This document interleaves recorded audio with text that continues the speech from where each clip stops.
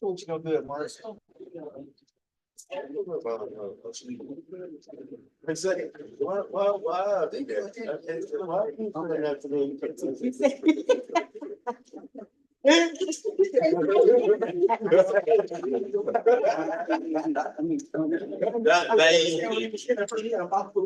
know what he was saying? He always treat me mean. I think you went up. I was about to tell you. Now, boy, for your folk. Oh, that, okay. Yeah, oh.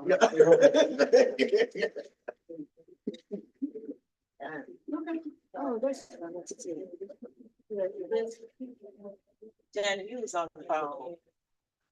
I was on the phone. Yeah, me and Linda was trying to.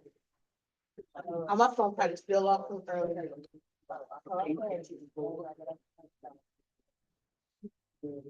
We got you chips, Mom. I get a baby. Oh, okay. I don't like it. You know, I be hurt, but I don't care. Right. Get it off my ass. Oh, okay. Keep going. Right. I gotta see the doctor. What's that? Say I gotta see the doctor again Monday. Oh, okay. Hope everything be okay. Next month, I see him 4 weeks straight. Yeah. Blood clots ain't no. Yeah, I'm an activist. I've been there since I lived in that. Oh, okay. It has to be. I get tired of walking. Yeah,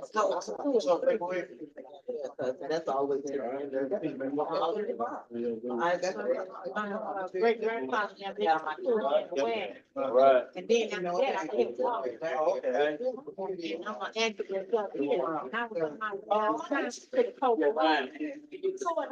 And the next thing I know, I fell down. We had to rush me to the hospital. I stayed in there for 2 months.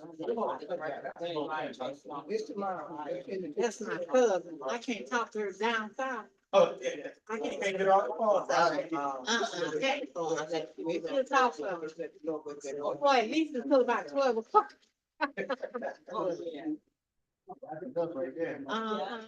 All right, Mom. All right, baby, thank you. My angel, my mom, and my first two grandboys. Oh, okay. And then the. Over here, the boys. I used to. What you did for us? I honestly did, because I told my ankle up and the mic slid like a daisy. And Miss got back on about a year later, but then you don't know. She needs to talk to Miss Arnold. Oh, I'm a call. Hi, baby. Right. All right. And was she in the room? No. Was it's fair to say that Miss Arnold said that today? Because remember Miss Arnold left, Miss Spears left the room at one time. You want a bag of chips? When we asked questions. When we asked, Hey, Miss I Washington. remember when I asked about Mr. Tyler Spears the first time, Spears was like, no, that's why I did it the second time. She walked out the room.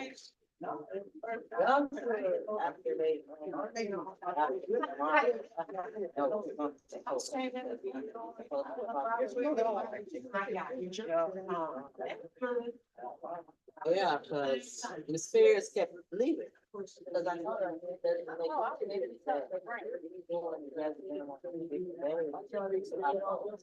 yeah, right. Well, put it like this, it's not a lot of money because it's coming out of your board and it's coming from my board. And they don't look at it like that. Well, but, you know, I don't know how much they cost, but every new suit we get over $10,000. So.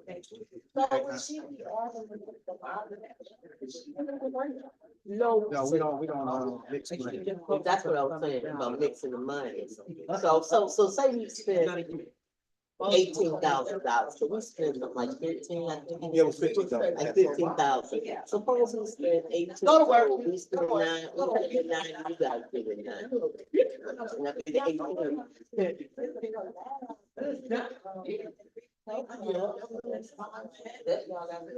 would be better if we all work together. That's what I thought, but Miss Arnold said another date last night. So it's just me, and that's what I'm saying. The Jazzy Jam, the back to school Jazzy Jam.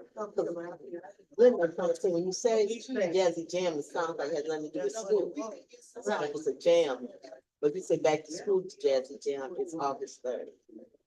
And Miss, What's the name of one, the church on Phoenix State? there's a, on like August I 27th. mean, what's the name of the? Autumn, back to school. It's the same thing. back to Right, school. okay.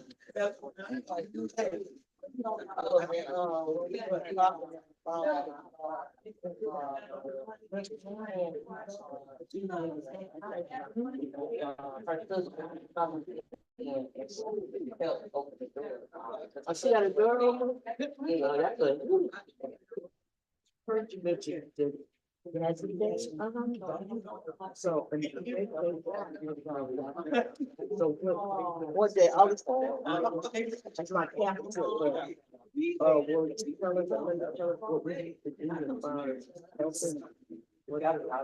Yeah, that's what she kind of said to your date is different. Remember Miss Arnold said August 27th, 29th. That's what I thought, 29th. Yeah, that's what we talk about right now. Okay. I'm gonna call them. And the only thing, the only thing I didn't like about the date, y'all date is that, you know, Oh, yeah, when you're going to school, like sometimes after school is over, or like not for 3 days. Yeah, but y'all can do it.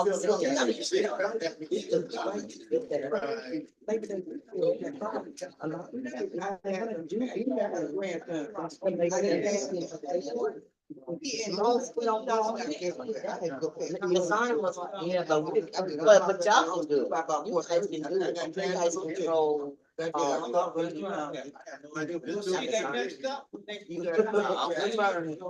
So, you know, you may got some.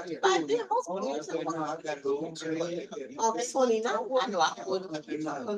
Sometimes I know I was doing that. Or not, you're good. Yeah. There you go, that's another thing. First of the month too, because you talking about that right close to September. I waited to borrow, I think borrow. I think to say what the vision has been with the board for so many years, where it seems like somebody's trying to separate us, we never got along. I don't know. I mean, I would try to follow what we supposed to do. And it was always do that, you know, from, and Get up there. I think more together more because that's the only way we stay in our lane. You know, we're trying to do it, stay in our lane, our own, you know, parts that, you know, should work out.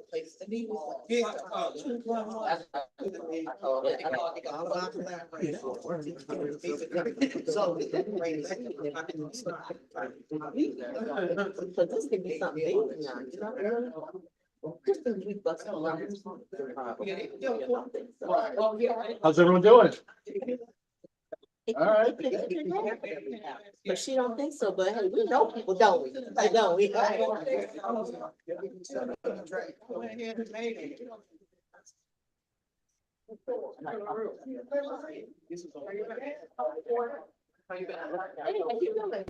Oh, no, I moved it.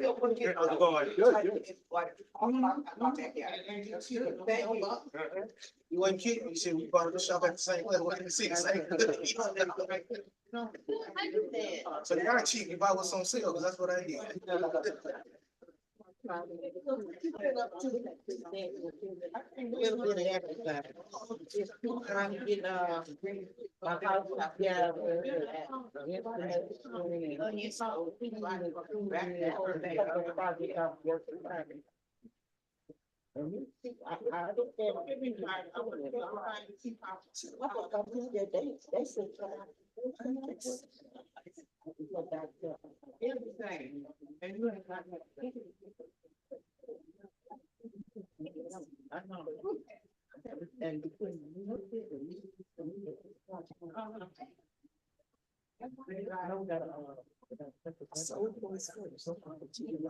Yeah. Right.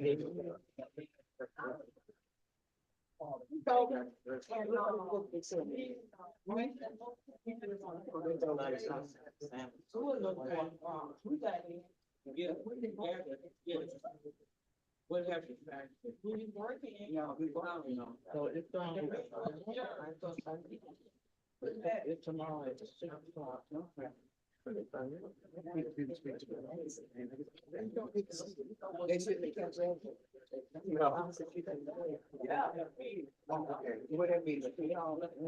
All right, you guys ready to get started? Yeah. All right. Well, today, today we're combining our meetings again, so, I think that works out good for both of us. We got, everybody here, that's involved in the community. Obviously, some people are out, but, yeah, I think it works better this way, so. Are y'all coming to our Jazzy Jam? Jazzy Jam? Yeah. Where's That's a that? Back to school, it's just a back to school Yeah. rally. Oh, okay. It's not You'll till, be there. Yeah, they were there Yes, last year. that's- Yeah, I didn't know it was called the Jazzy Jam, but Yeah, it's back to school Jazzy. I know what you're talking about now, so. Yeah. Right, Yeah, you've been before. Yeah, Yeah. yeah, we'll be there for sure. Yeah, so like I said, thank everyone for coming, kind of, because we're sharing a meeting, I'm not gonna go for too long. But there are some things that I want to talk about with you guys that, that is a concern right now. In the, mainly so far, it's been on the north end of the city. We've had a lot of break-ins into homes. And, we've got some good video of our potential suspect, that I'm gonna share with you when our, you know where Lackey's at? Okay, all right, so he's behind the scenes, but, so again, like I said, it's important that we work together on this because this individual has been pretty consistent with his time frame. It's usually, between 10 and noon that he goes out and he hits houses. He ransacks the houses, typically takes some jewelry, money. On a couple occasions, I think he took a TV. He is a menace right now to our community. And I need your guys' help to stop him. Because this individual is obviously walking to his targets. He's been consistent in his appearance. Typically he's wearing a mask. He wears like a blue winter coat. He kind of pulls the hood over his head. And then he's had gray sweatpants with black, it looks like high top shoes. So again, you guys will see some pictures. We're gonna post it. Oh, and yeah, a significant part of his outfit is he carries a backpack. We think it's a Adidas backpack. It has like some kind of white symbol. It's not really very clear in our videos.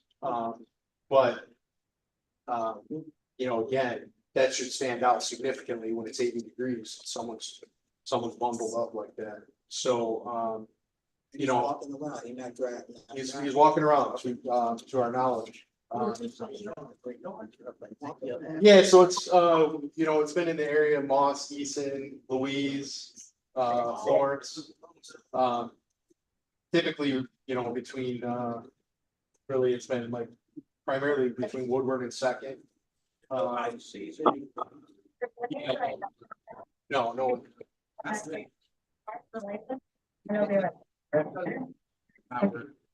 So these homes are all unoccupied. Oh, I'm at home in the morning time, I'm surprised. Yeah, so these are people's homes, he's using some criteria to determine that they're not present. And then, he ultimately makes entry, he's lifted windows, he's broken out door walls. He's pried open doors and, he's in and out, with a bag of products. So,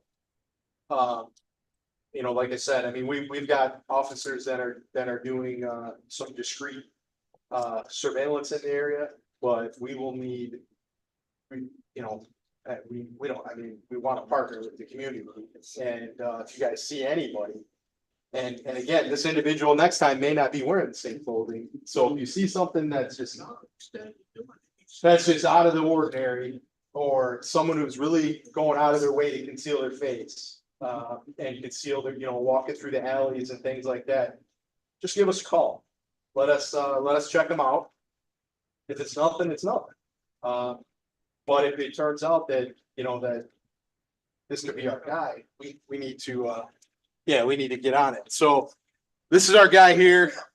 As you can see, we believe these are like gray sweatpants from other videos. You know, the black tie, high top shoes. This is kind of like a winter coat with a hood. He pulls over, he wears this mask. So it gives us limited view. So, right now, this is, you know, this is a big concern for us. Our crime stats, especially when it comes to home invasions and things like that, have been very low. And I want to keep it that way. You know, a lot of the places that are getting broken into are clearly homes that people are taking care of. You know, that they know that they'll be potentially a good target inside. So, you know, I need all of you to keep your eyes out for him. Let this picture burn into your head, because this is our guy that we're looking for. So, and like I said, he may change his appearance in the future, or maybe he sees us, or, you know, he may see some social media posts or something that we've done, and he may alter his appearance. That's why it's important. If you see something that you're just like, hey, that seems weird, or just doesn't seem right, don't hesitate to call us. You know, at the end of the day, you know, we make contact with someone and we don't think that, you know, they're up to nothing. We just let them go, you know, thank them for their time and go on their way. You know, so it's not an inconvenience to us. I'd rather have that than have someone be victimized in the community. So that's kind of what we're looking at. Yes, sir. My apologies, Chief, to everyone. You may have covered this already, but is he just covering Easton and Louise area, or is he going around the city doing it? So for now, he's primarily been in the north center of our community, up from like Florence down. No, somebody on Tyler, I was sitting on my porch, and the man walked up on my neighbor porch. And when we all came outside, he opened up the man's door and then closed it because he seen us all outside. Oh, wow. Yeah, I believe it was this I individual. don't know if it was him or not, but I know he was a young guy. I don't know who he was. I thought he was just that drunk or off of Did drugs. we go out I don't there? know. Huh? Did we go out there? No, no one came. No, Did you call? no. I Oh. called when the guy was getting robbed at gunpoint at Ali. While I was sitting there, my husband and son was in the store, and I called, and this took the police forever to come, and they had guns on him. Willis? Yes. And I need invited her. y'all She need was telling to, me the different yes, story. Eileen on Hamilton and Glendale. Like today, they was in the store fighting Ali. Police need to sit there until you get a call. That's the only store in Hamilton we got to go to. I made it my business to come up here to say this.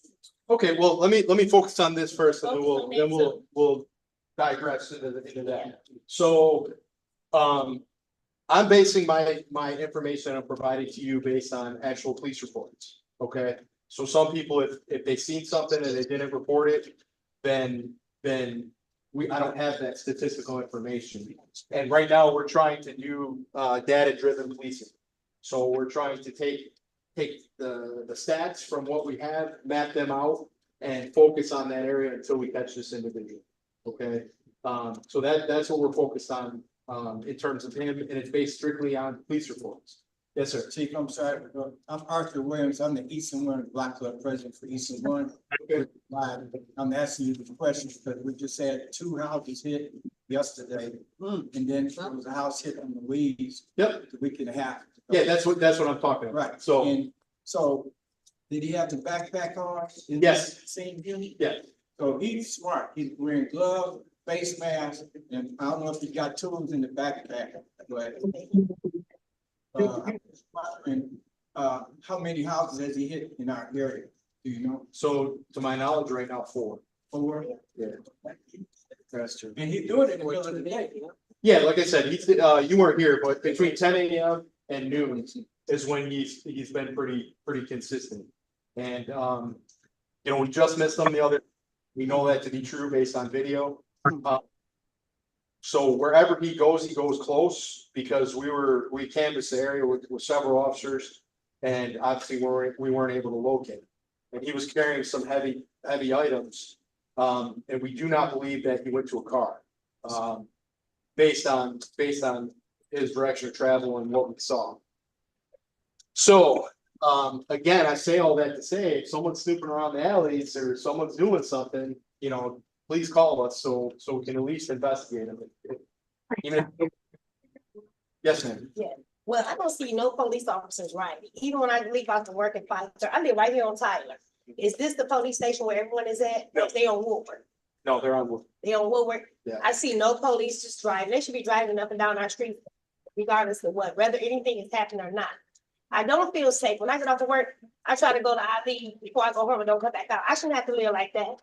Well, It should be they should be patrolling these streets and they're not. so I understand I that don't you're. even see a police. I understand that's your opinion, but I can base it on factual information. All of our cars have GPS. All of our cars have idle sensors. And all of our cars have cameras. So we monitor that. And our cars, they put several miles on in the community every day. They don't ride outside. I can tell you that I live between Hamilton and Should Tyler. be at work. Well, When I'm off of work, they still not Oh, I riding know, out but my I street. see him come Right down now, my I'm on street. vacation. I'm on I vacation see for him a come down my month. street and I was Okay, well, I don't surprised. live on your street. I live on Tyler. Hey, ma'am, the other day I arrested a convicted felon at Third Tyler, he had a felony warrant, so. What I must. Wow. Whatever. Oh, yeah, I'm glad you did, but it doesn't matter. I'm still gonna say what I want to say. And I said, I want to keep police cars, right? ma'am, Right, to say what I want to ma'am, say. of course you do, and that's why we're here. No, man, listen, I told you, just say. what of course you have every right to come up here, and I want you to speak. Because these are things that we, okay? So I'm thankful that you came up here and you're telling me. What I want you to understand though, is just because you don't see us. not there. We just have cover vehicles that ride, myself included, and, we are, and we do have GPS data to back that up as well. So it's not that we're not in the community, you know, you may not see us, and I can appreciate that. And then I know you just told me that you called and no one responded. Did you call 911? When the guy was getting robbed, when I was sitting in my truck, yes, I called 911. Okay, so the one thing I want you to understand is, again, we have factual information that can back this up. Statistically, we have less than a 2-minute response time from the time we get the call. I know that too. But the problem Not is waiting. 911 dispatches. I know that too. And are in the process of addressing some things with their supervision to correct some issues that we're having. But I can assure you, if we received a run and it was a priority of that nature, we would have been there. I stayed not waiting to y'all till they came. Okay, But I also got the phone number for when I don't have to call 911. I Right, have that number now. that's not about. okay. Yeah. Yeah, so, I don't want anyone in here to think that we're not taking runs seriously and that we're not gonna respond, because that's not the thing. Yeah. Well, Yes, ma'am. no, I'm just saying, maybe you should give everyone the desk number, because every time I call, it's in like 2 minutes, like you said. I get police response by calling not 911, but the police desk number. Yeah, yeah. Give out the number. So the reason, well, there's a couple of reasons why we want to utilize 911 is one, in the event of, those dispatchers are trained for crisis situations. Prices. In the event of that, obviously they're recorded just like our lines are recorded. And sometimes we can get overloaded, especially in a situation where there's, something that's serious and we're getting multiple calls. We can't take that call volume at the desk, where 911 has a switch. They can kick it out to multiple dispatchers, and that way everything's recorded. So we can get a little bit of information from everybody when they call and they relay that to us. Now, the downside of that, yeah, there's a delay. There could be a delay. And that's something we are working on with supervision. I most recently just had a meeting with supervision from there, and we're trying to address some issues. Yeah. Yes, sir. Yeah, so your response time is based on, not when you get the call, but it's not, you don't base it, it's like, I call 911. And minutes are passed by. Your response time starts when you guys actually receive the message and make it to the spot. Well, yeah, because prior to that, we don't know about Right. it. Yeah. So, cause you know, the other day when I called about that guy sleeping in the garbage and I thought he was dead, but, I was on the line way more than 2 minutes. I mean, you know, I know that has nothing to do with you guys, but when I told her I lived on Beresford Street between Woodward and John R. Mhm. She pulls up California, asked me, are you near California? You know, and, matter of fact, I was on the phone with one of your officers too. He can attest to that, you know. Mhm. He was like, cause after we got through talking with 911, he said, he just want to apologize to you. Can't believe somebody was that stupid. You know, Well, I mean, I won't say, I I don't don't wanna say something stupid, but here's the other thing you gotta understand. They're not from Highland Park communities. The other thing is, you know, sometimes they're training, you know, people are in the process of learning. They may not, you know the area, so they're looking at a big map. And they're trying to dispatch from that map, and trying to decipher exactly where you are.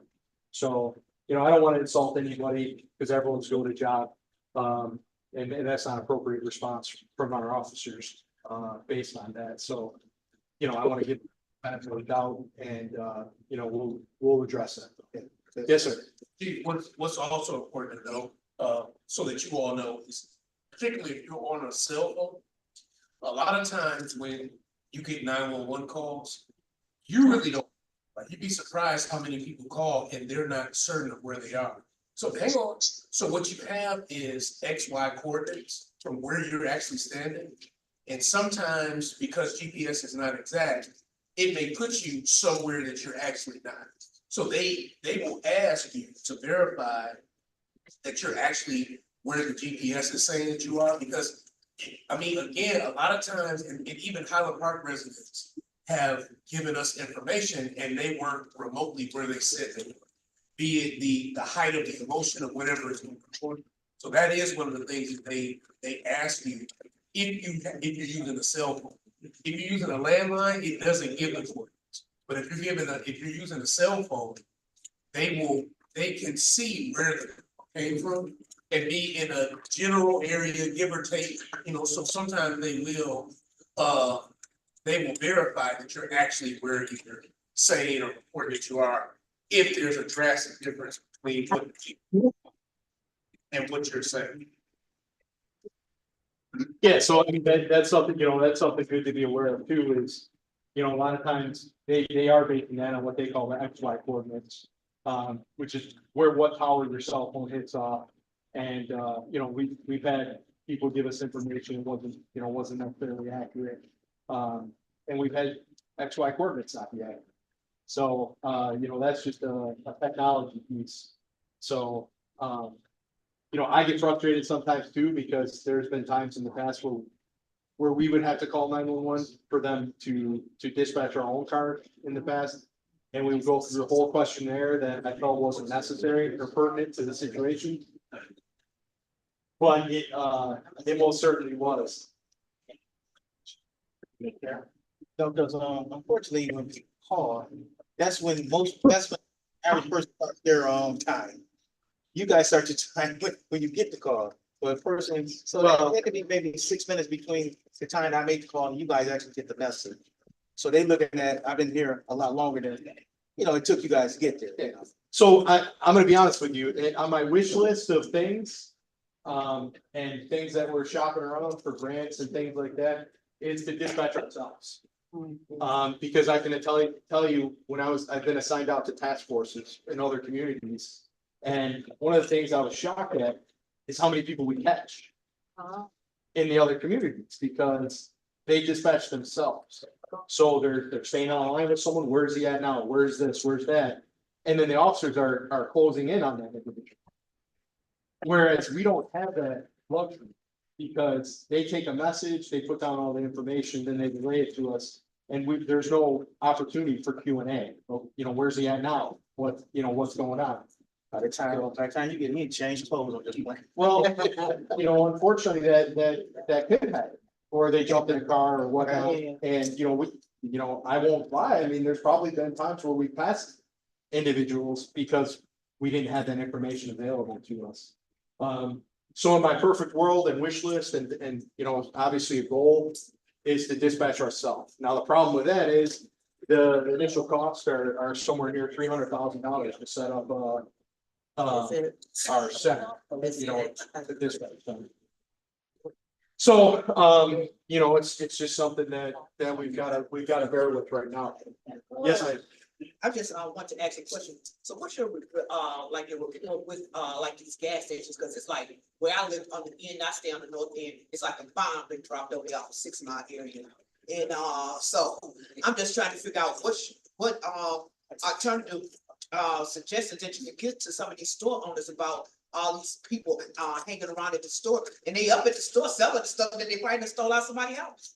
so here's. I see the police come up there. Here's the irony to that. And it's important that you guys understand, so that's private property. Mhm. And we can go up there all day long and tell people to leave. And then we go into the gas stations, what I find happens a lot, is the gas stations employ these individuals. They'll give them $5, $10, hey, go pick up the garbage, go do this. Now, at that point, we can't throw them out of there because the owner is allowing them on the property. So it becomes a real difficult situation. And years ago, they changed the law where panhandling is not illegal, so we can't enforce that. So people can beg lawfully for money. So really our alternative to that is trespassing. However, we can't make that determination of trespassing. The owner has to make that determination. And then we can enforce it.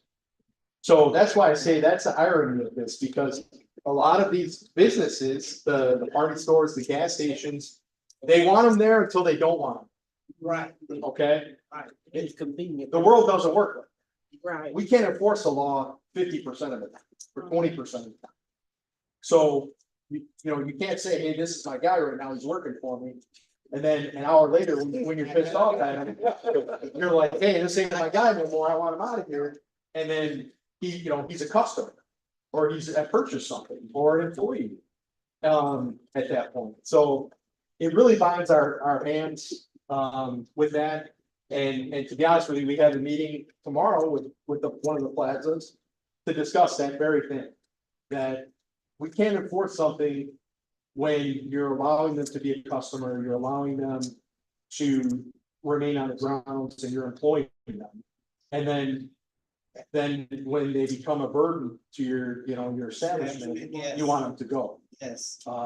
So, yeah, don't think that we don't want to enforce that, because the other thing we find, and even in other communities, Detroit, even suburb communities, the big gathering of people in an area is what creates problems. It creates fighting, especially if you're drinking, things like that, things get out of control. So if we can minimize that, then that's good. The other thing is, if I'm a local guy, or even, a guy traveling through the community, I don't want to stop at a place like that because I'm concerned, Right. So again, what we're losing at that point is we're losing revenue. We're losing, the community is losing revenue. And, yeah, I agree with you. But my neighbor, before I came up here, a young man, he told me on Hamilton and Oakland, last night, he said he got robbed at gunpoint. And I told him, when I get up here today, I'm gonna tell him that. I told him, but I ain't staying up here long. But I told him I will let it be known, they robbing people at that gas station. The worstest thing is on Hamilton Ali store. It is the worst. You got the methadone clinic down there, so I know all of them go in there too. It's just too much. You're saying Hamilton and what? Hamilton and Glendale, it's just too much. Oh, Okay. Yeah. It is too much. I'm always there, just I'm in on Mark Carlo. But I'm yeah, there it is too all a the big time. problem. I ain't It's a saying big you. problem. What's that? I haven't seen you, and I be up there all the time. Well, I can tell you personally, we picked up the chairs on the lots that are. Yeah, they had couches, And- everything. And stuff, everything. Yeah, it's ridiculous. We've made any efforts to try and break up that, That bad. that group.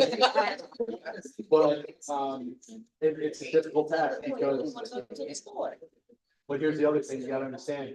The manager and the clerk of that gas station, I mean, that party store are just as guilty because they allow them there all the. Well, I told him that the day before I came, I said, they having a meeting up there, 6 o'clock, you need to go. If I stopped at the store today, he in the inside, and the customer jumping on him in the inside, in the inside of his store. What I can tell you, and I would tell him to his face, numerous times we went to him, hey, we got this guy, you wanna prosecute? No.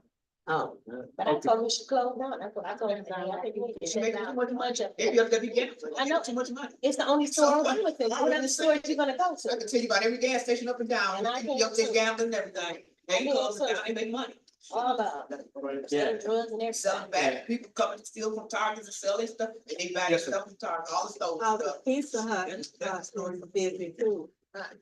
I mean, Little Caesar? Little Caesar. I know what you're talking about. Every gas station. Yeah. Yeah, and before you go in, they out there asking for money and food. And when you go in, you'd be surprised, it's not just customers, it's Next day today. the ones actually, you know. Yeah. And a lot of them come out of that building that's behind, look, YMCA, what is that? Yeah, so that's, we call it it's the Oasis Center. Yes, It's a, well, it's supposed to be like a halfway house now, like transition. right. I mean, it's something we're very aware of. I know the mayor has a lot of concerns about that. Yeah, and that the building. school, and the school. School, They be around there at that table, that, with tables, that picnic table. At the park. For the school at, yeah, they be around here too. yeah, so again, that's a location that ultimately we had to invest a lot of resources on. Right. Because it was getting out of control when the kids were Yeah. getting out of school. Uh-huh. So we had to put unmarked cars in the alley, we had to put Right. cars on the grass, we had to enforce all of these rules. I see. And eventually we ran them out of it. They don't Right. barbecue in the alley. You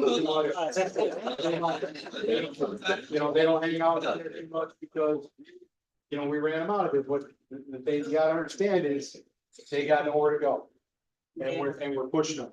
So that's why it's important that we work on community programs. We work on, you know, Oasis themselves are supposed to be, they're supposed to be working on programs to get the people, educated Yeah, or find a job, you know, whatever they need to do, so they can move on to bigger and better things. Then you had a state clinic that's right there that house people too. So you know, that's a distraction too. So you know, everybody just need to be vigilant about their community. Just get out and start driving around and you'll see all this stuff that's going on. State clinic, they have housing of people who come from all walks of life that stay up in there. So not trying to say that they got no degree saying that they gonna do the right thing, okay? Yeah, no, yeah, I mean, you're right. I mean, yeah, I mean, believe me, there's college educated murderers out there. There's Okay. college educated, robbers. Yeah. A level of education or success isn't necessarily encouraged. Right.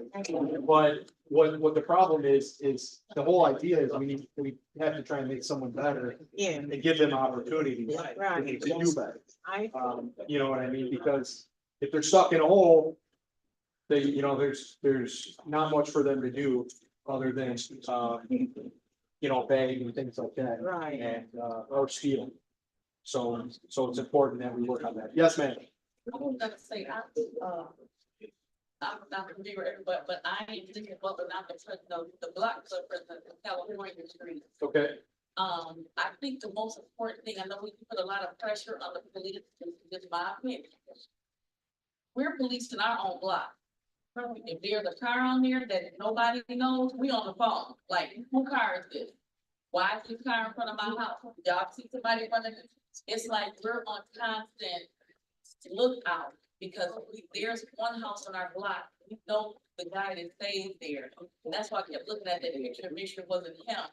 But we know when he's on the block, everybody's on alert. Mhm. That's- No, and that's good. And that's exactly what I'm asking for. That's exactly why Very I'm comfortable that we're merging these meetings because I need help from the community. We need help from this community. We only have so many resources. And, you know, I'm not asking you guys to approach anyone.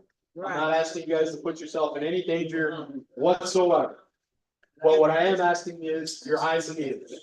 Your eyes and ears. If you can give me those, then I promise you, we'll take care of our phone. That's really, we need that, we need the help. Yes, ma'am. Number one, no, y'all said you were hiring more police officers over there. How many do you have on staff at daytime and at nighttime? So that's something that people ask me often, and that's a number I won't share with any of you. And the reason for that is, let's say I told you hypothetically, we had 5 officers, okay? And you saw, not you, but a bad guy, saw 5 of them tied up on something. Then he's like, well, they're all there. Oh, yeah, right. I'm good to go over here. So I just, it's a number that I keep to myself. I don't share it with the community, but I can assure you, we have officers on 24 hours. And when you're coming from West Brown, Davidson, and you're coming up the ramp to make a left on Woodward, I believe they need like an arrow right there, like how the suburbs have it. Because they just come off the ramp and they know the light is not gonna last that long, and they block the traffic, people honk their horn, about to fight, cause each other out. Yeah, I mean, we've got some traffic rules in our community, I can tell you that. Our signaling, we had to fight with, matter of fact, the mayor made some phone calls, and she went up pretty high into these, corporations. And basically told them in more ways than one that we need our stuff fixed. And a lot of lights, I don't know if you noticed, like Glendale and Third was out for probably a year and a half. Yeah. Right. That's now fixed. Oh. We've had some lights that were flashing forever, Yeah. that needed to be a controlled light. Those are now fixed. So, we've got some, we do have some traffic rules. We've got a lot of congestion on Woodward and Davison. And again, it's a bottleneck area for this community. So, yeah, I mean, it's something that we need to focus on, and by we, I mean the police department, on traffic enforcement in those areas. So once we get, more resources, then we branch out to putting people back in traffic bureaus and things like that, like we had before. And it makes enforcement better, because ultimately the word gets out that, hey, if you drive through here and you're not right, you're gonna get a ticket, or you're gonna go to jail or something along those lines. So, yes, ma'am. Chief, can I speak for a second? Yeah, Mayor, go ahead. First of all, hello, everyone. I'm here. I might not be there in person, but I am here and I'm listening. When it comes to the traffic or any lights that's on Woodward Avenue, we also have to keep in mind that Woodward Avenue is not a city of Highland Park street. It belongs to the state. So getting things done on Woodward Avenue is a little different than the other streets. We have to call MDOT, which I did. We reached out and let them know what's going on. And then they have to do what they come to do. And they do it sometimes in their own time. Traffic on Woodward is always, right, especially right now, because there is a lot of construction going on in the area, as well as all over the place. I appreciate our governor, who is trying to get everything done before her last term. And so she's doing it all at one time, which creates a lot of traffic woes. So please be aware. And when you see a light go down on Woodward Avenue, or if there's something going on, report it as soon as possible, because we have to report that to the state of Michigan, MDOT, and try to get them down here and to get them here as quick as possible to get things fixed.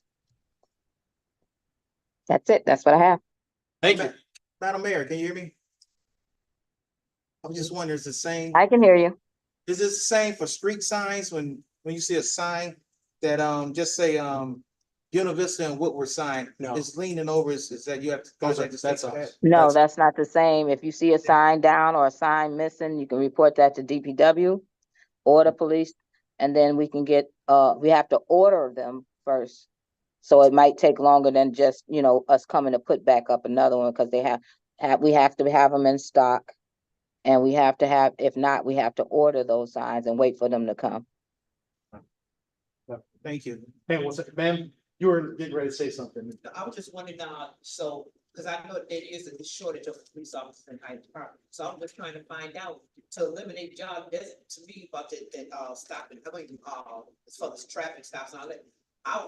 So do you get any help from the state police on that part? Cause I'd rather not see some doing all that, doing that, controlling no traffic, So not typically, typically the state police, what they do is they monitor freeways. State police typically takes, reports, like if you were in an accident or something on the freeway. That's their primary function in terms of, Cause I traffic haven't seen them control. up on the streets up on Wood Avenue, Yeah. stopping people, so that's what I'm trying to They- find out. They will periodically, but that's usually not what they do. They're typically not enforcing secondary roads. It's freeways. So a lot of times when you see them enforcing it, it's because they're looping around to get back on the freeway and they see a traffic, something infraction that happened in front of them and they enforce it. So, hang on, I had someone over here first. Go ahead. I'm not sure if you've addressed, dumping yet, have you addressed any of that? So I can tell you, that we do address dumping. You would be surprised how many people we've arrested and forfeited their cars. And, but it's a problem that doesn't end.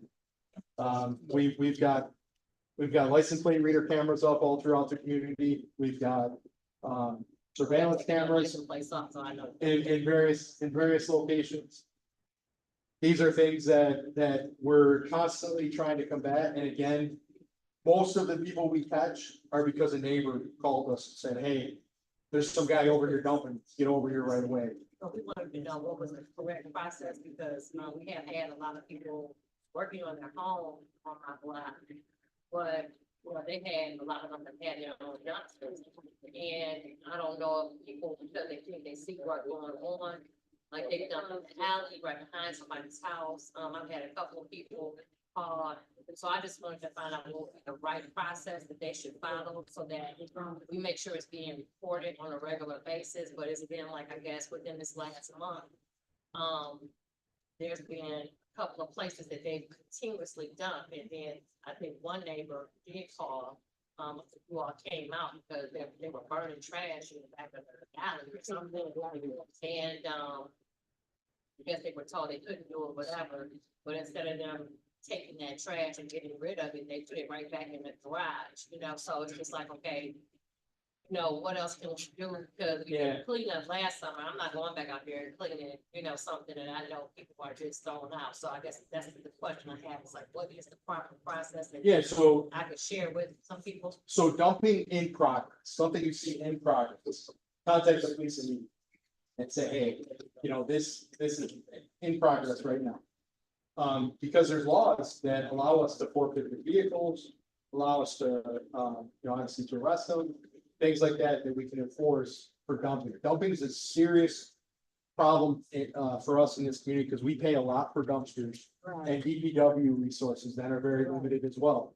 So DPW is constantly out there picking up a pile and it's smacking their face when someone else dumps. And the reality is, people are disrespectful and they don't care who their trash is dumped on. And literally, they're dumping their trash on you. And you should take insult with that. And you should call. I don't want to name anyone, but there's people in this community who have called us, in this room, for dumping, and we've been successful at arresting people. Yeah. Okay, I'm a if they dump, if we can't catch the progress of it, it's dumped, should we contact DPW about trying to get assistance and getting it picked up? Well, yeah, of That course. other people don't add to it. I Of just wanna course, make sure I know. Of course, so, that goes back to the broken window principle. You let you see a broken window, like, it's just a broken window. Next thing you know, you got tagging going on. Next thing you know, you got, drug dealers moving in. Next thing you know, gangs moving in. Yeah. We have to address the small stuff before it turns into big stuff. So if there's a pile, that's an open invitation for people to dump more. So the sooner we can get it picked up, the better. But again, we need you guys to reach out to us. If you see someone, a trailer slow rolling down your street looking for a spot to dump, because when they dump, they're quick. Yeah. So if you suspect that someone's about to, do something shady, give us a call. We make our way over there. That way we catch them in the act.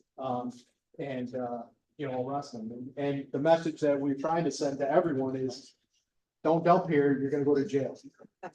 And Yes. they call it 911 number. You can call 911 or you can call our desk. Yeah.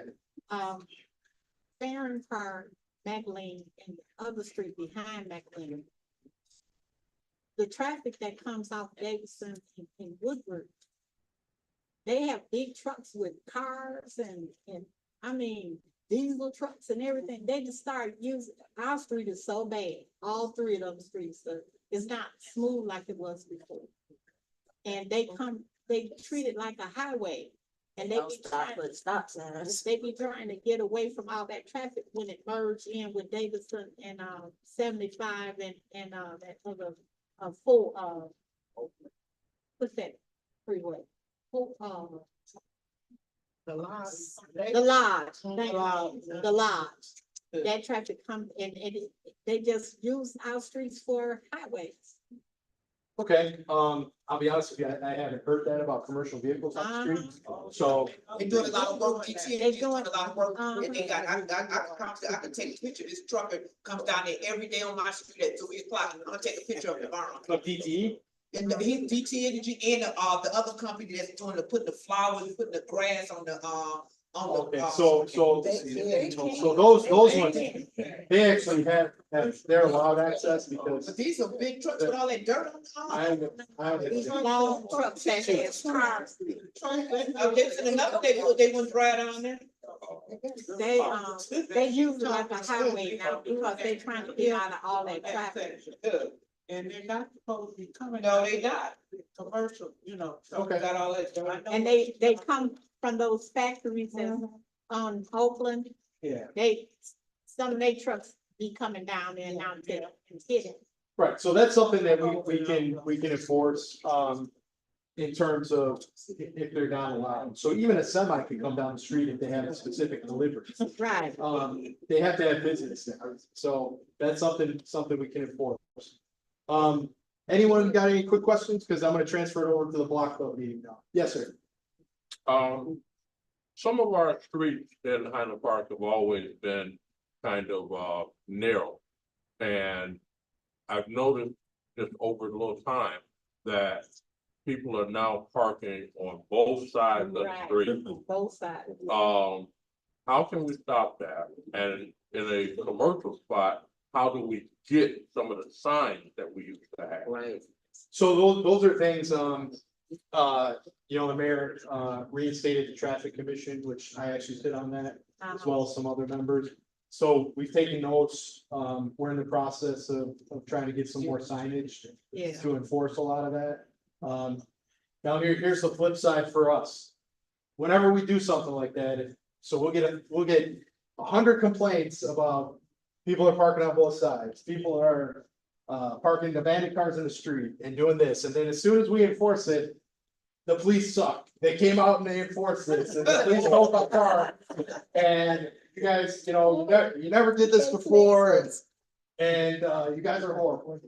So, we really, we juggle in the police department, because, there's a lot of people who want it one way, and there's a lot of people who want it the other way.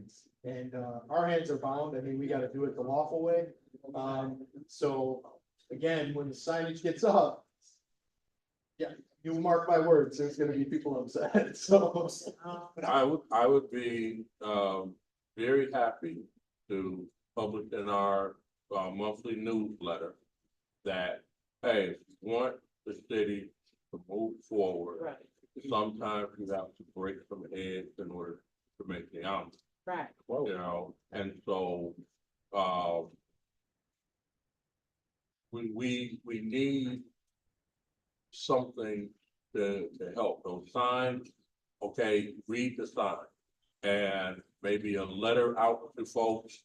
Listen, this law has been on the books for the last 40, 50, 60 years. We are going to start enforcing it on September 1st going forward, or whatever. Anybody have any questions after that? Your problem. That's your problem. Yeah, go ahead. So I like that one, especially in your publication, to add that along with no barbecuing on the front porch. sitting on the sidewalk. I mean, it's all the dogs, you know? We used to do that too. I haven't seen it in a while. No. Well, I tell you what, Even the ordinance we can work on our, some ordinances that are probably. Reminder. You know, infractions over the years that some of the top ones, and we can put them out as just reminders like this. Thank you. Nobody likes the backyard no more. Right. Because they don't. They don't like the Yes, backyard. sir. Tell me, what is in that building on Woodward and Winona? There used to be a shelter? Used to be a shelter? The wide? The wide. So- Because there's some people that park all in the back of that, they park all. on the Yeah. sides of the street. They sleep there at night. Right. They see us going out, people go to work in the morning, they see Yeah. me in the morning, say, no, you're gone. And they sit there and they sleep and they eat, and leave their trash. And then they're all on the grass of the lady that lives on both, actually on both sides of the street of Winona.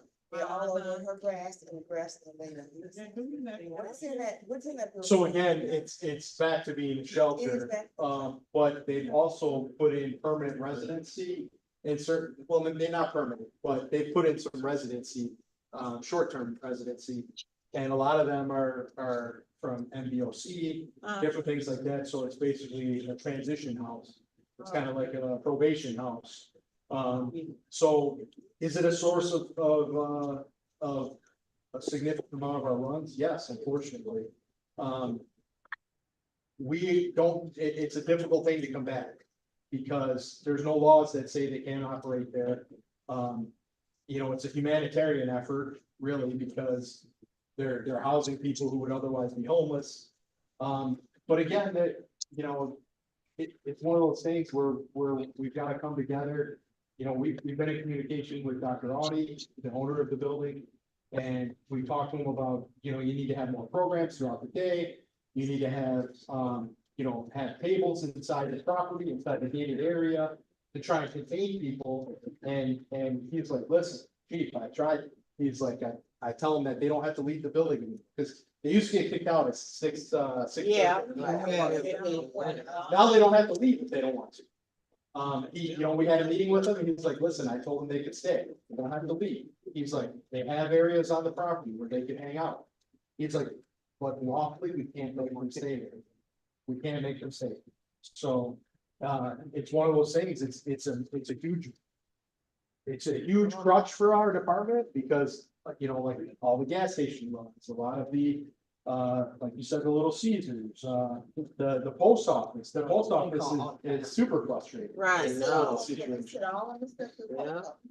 Yeah. But if they don't follow the rules, that man, that doctor, what did you say his name was, is making money from that, from the different, you know, state programs or what have you. Right. If he cannot contain it some kind of way, then they need to shut it down. They need to move someplace else. They only allow it because he's getting money for this. So the only way you can combat something like that is with local ordinances, and in order to force the local ordinances, you have to create them, and in order to create them, you gotta let your government know that this is what we're looking for.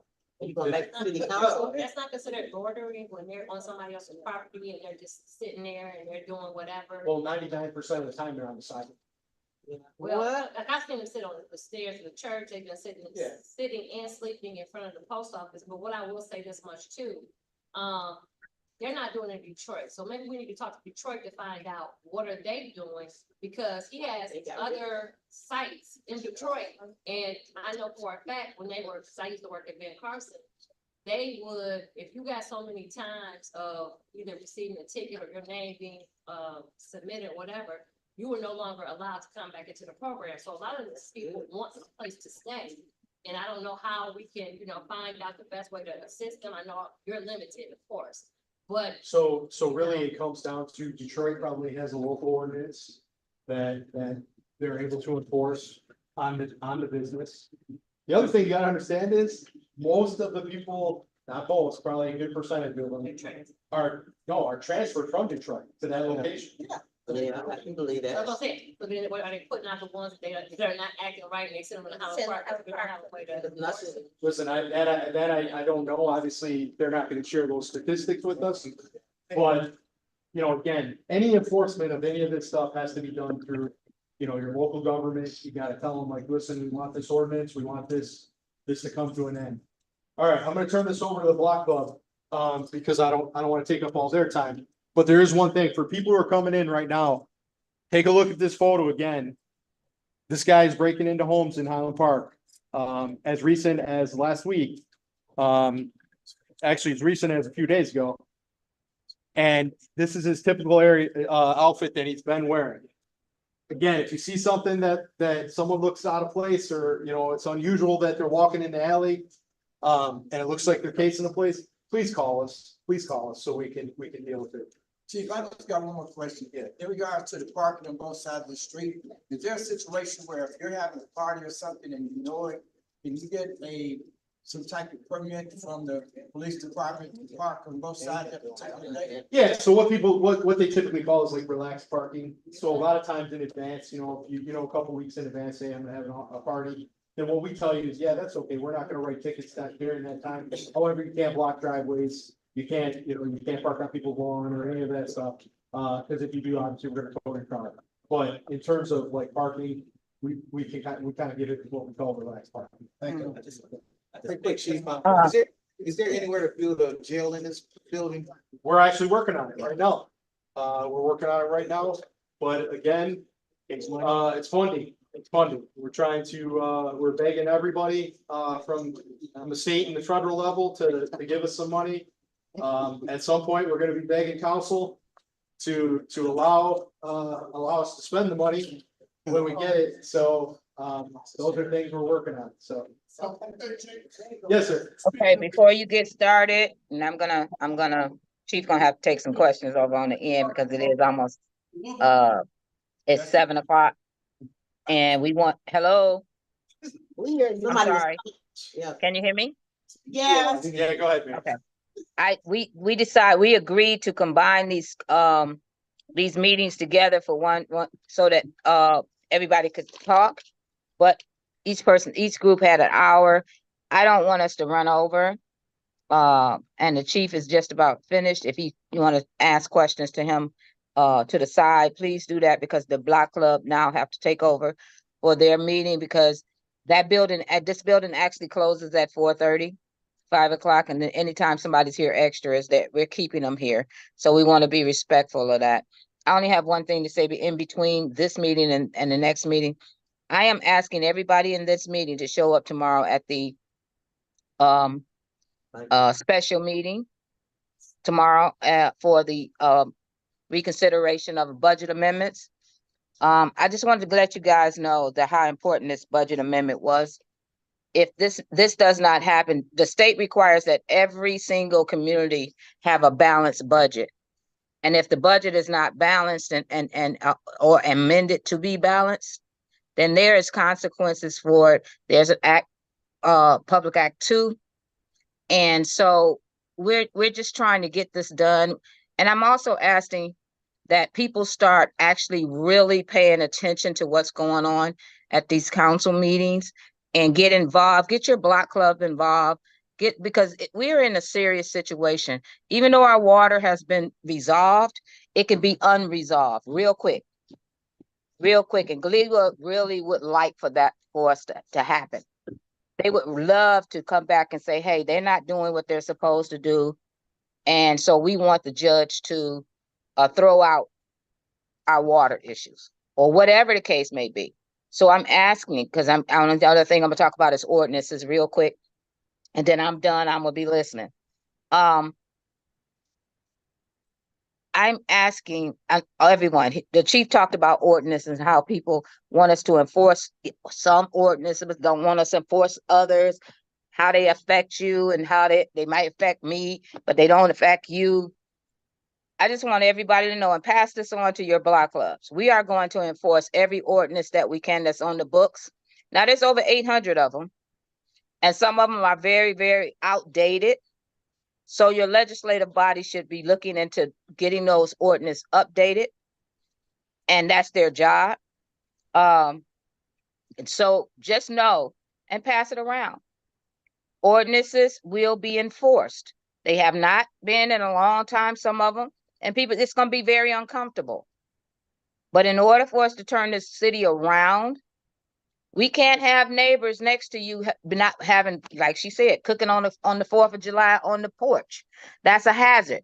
They house catch on fire, your house catch on fire. It's a fire hazard. So you have to report those things. In order for us to do that, I know people call all the time, why don't y'all enforce ordinance? Well, we do. We are. And if you see something that's being violated, that you, even if you think it's an ordinance that's being violated, let us know. And we can come out and get tickets written. We can come out and the police can come out and or the fire department can come out. Someone called me the other day, somebody was burning, I guess they were cleaning out a house, and instead of getting a dumpster, they was burning it in the backyard in the alley. That's against law. So please report those things. You can't have it both ways, people. We just can't. We can't say, oh, I'm not going to call on this thing, but we're going to call on this thing. In order for our city to be beautiful again and clean and everybody following direction, and we know it's some things that we have to do. And a lot of them, we have to get signage. Somebody was talking about the people loitering. Well, if the owners don't have no loitering signs on their property or no trespassing signs, then they're not breaking laws. In order for the police to say, okay, you got to move on, there has to be some signage there. So those are the things we talk about. The people are loitering up on the plazas and everywhere. If there's no signs that say they can't do it, then there's nothing we can do. So talk to the owners of the plaza or talk to the people when you go up there and say, hey, look, you don't have, I'm sorry, in the background, there's a fire truck coming down. You don't have a loitering sign, but I see you have a lot of people up here loitering around, peddling, selling stuff, doing stuff. Can you implement some, put some no loitering signs up here, put some no trespassing signs up here. I spoke to a pastor of the church and I told him that. And I guess he decided not to do it. It's a church. All is supposed to be welcome. No. So that's just a few things. I just wanted everybody to know. Again, I'm not gonna, be saying much unless you're asking me something, but I really want people to know the ordinances that are on the books, we are going to try to enforce them. And that's the law. I hope this helped. Thanks. The meeting she spoke about tomorrow, where and what time? City Hall. City Hall at 6 o'clock. Thank you. Mm-hmm. All right, thank you everyone for your time. I appreciate you guys coming. Thank you.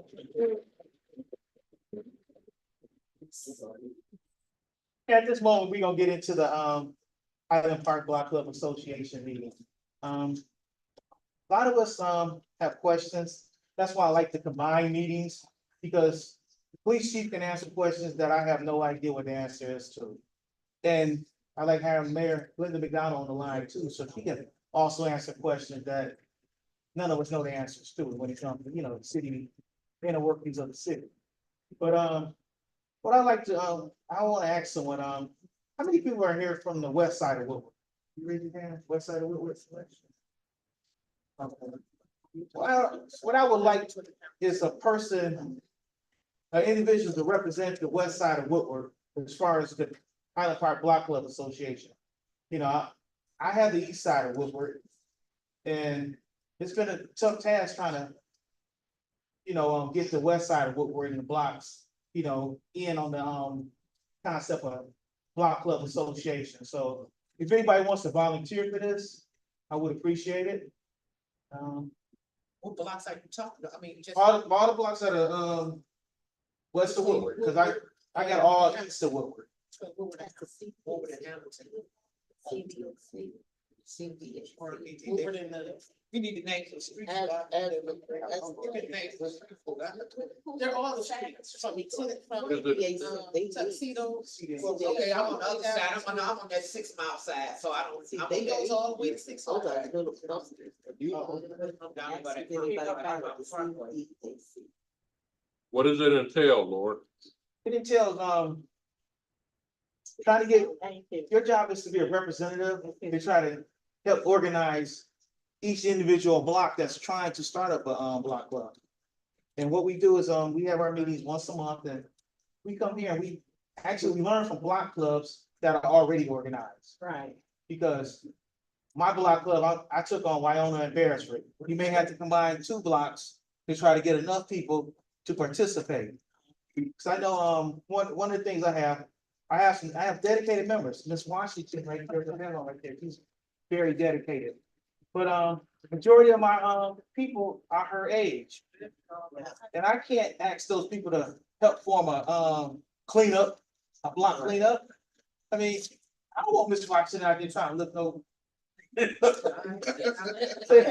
See, that's what I'm running into, you know, I'm 55 and I'm the youngest. I mean, I'm old. I mean, so.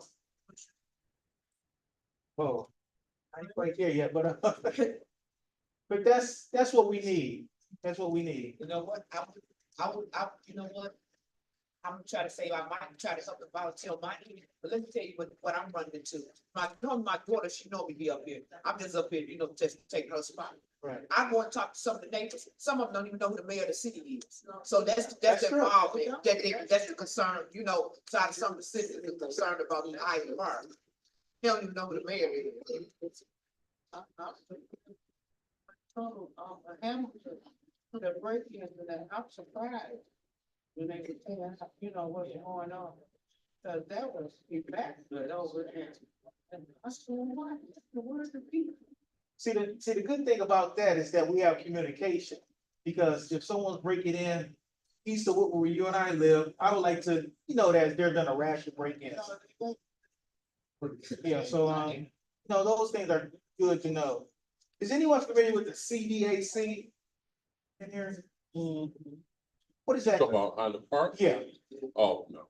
Oh, okay. Isn't that the, can you explain that? I think you know about it. Is that what you need somebody to explain what that does? Yes, cause, yeah. Yeah. So it should be a group of 10 people in each district, 5 in each precinct. 2 are picked by the mayor, 2 are picked by city council, and then 4 that have been picked, pick a 5th person. What they do is they communicate with the block club and the residents to be able to relay the information to city council, and I relay it to the mayor or even relay it to the mayor. They have at least 2 meetings with me, 2 meetings with the mayor, but they can meet amongst themselves as much as they like. They will also pick a president, vice president, secretary, treasurer as well. If needed, treasurer is pretty not needed, but they will pick those officers. The problem that we're having is that nobody wants to do it. No, there is not a compensation for it. It's not that you have a designated, other than the meetings that you have to have with the mayor, your city council district person. There are no, like, you can have as many meetings as you like, but the ideal is that you are like a liaison between us and the community.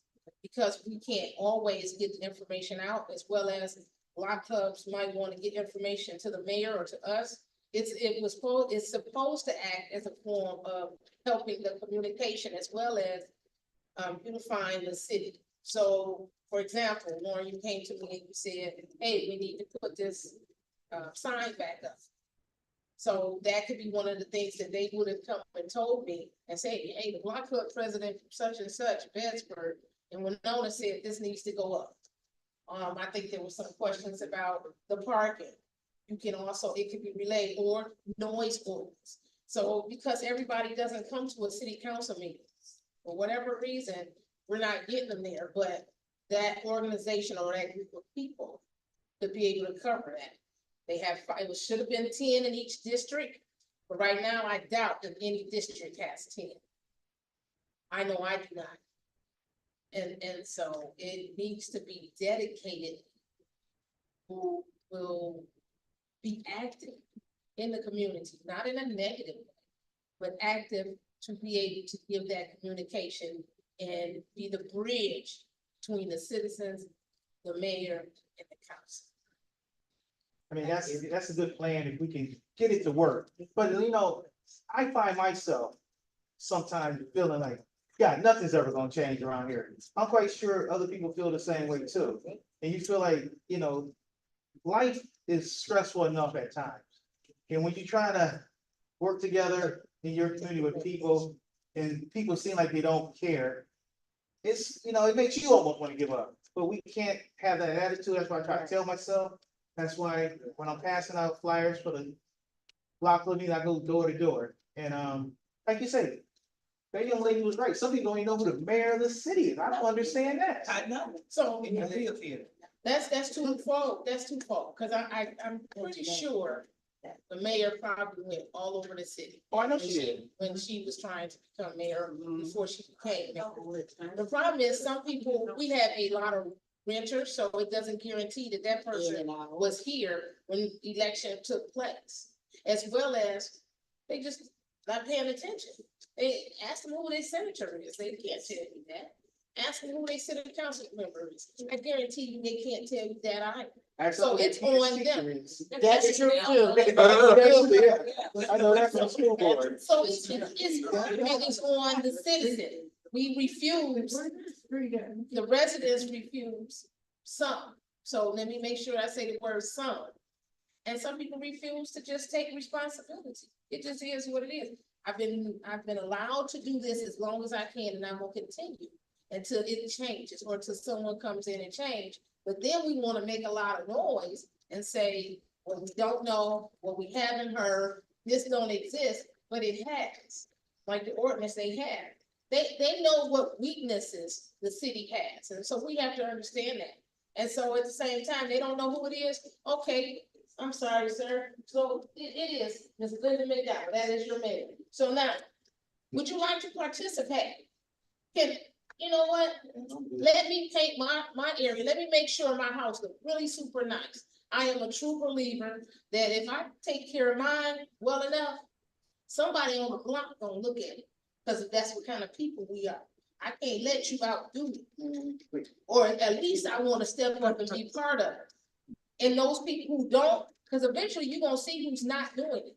Because it tends to be a snowball effect. Then the people who's not doing it, now we talk about ordinance, your grass not cut.